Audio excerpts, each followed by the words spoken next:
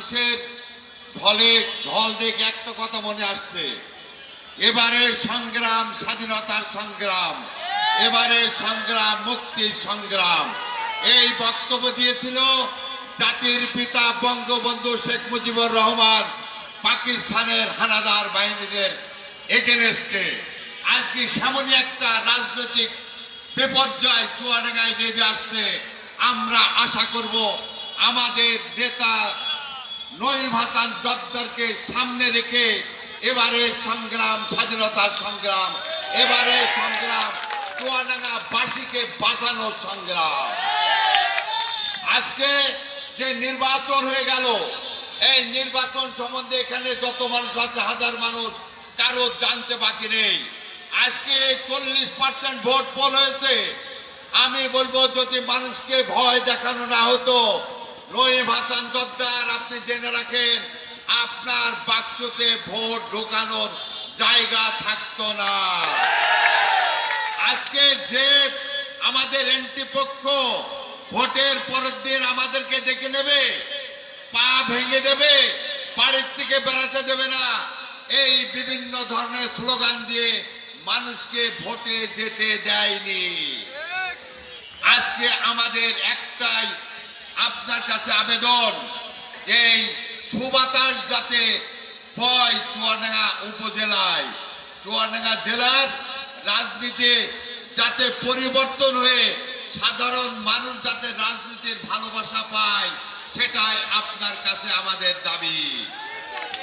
আজকে আরেকটা বিষয় বলতে চাই, আমাদের সদর উপজেলায় কিছু চেয়ারম্যান হয়েছে যাদের বাপের নাম বললে 10 গ্রামের লোকও চিনতে পারে না।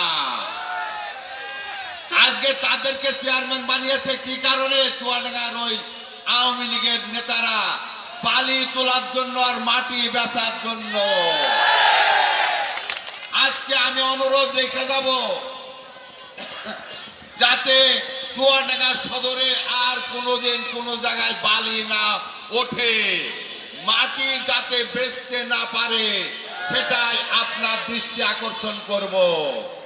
আজকে সাধারণ মানুষের ভাগ্যের পরিবর্তনের কথা বাদ দিয়ে হিংস্র জানোয়ারের মতো কথাবার্তা মানুষের মাঝে বলে মানুষজনকে ভীতু করে দিয়েছে।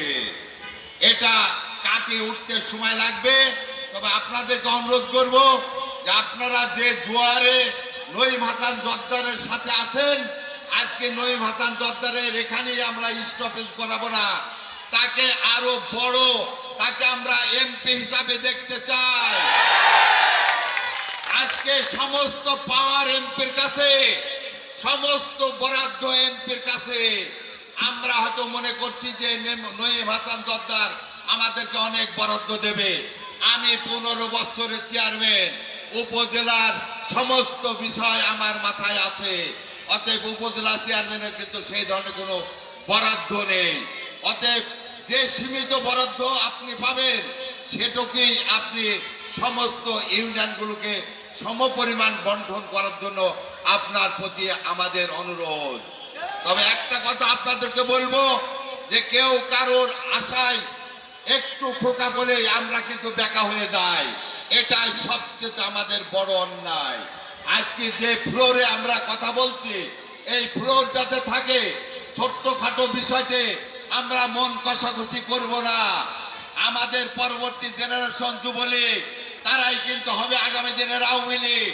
অতএব তাদের কাছে আমার অনুরোধ নয়, আমার নির্দেশ, কোনো ঘটনা এলাকায় ঘটলে সেই এলাকায় মুরব্বীদেরকে নিয়ে তোমরা সমাধান করার চেষ্টা করবা। আজকে আওয়ামী লীগের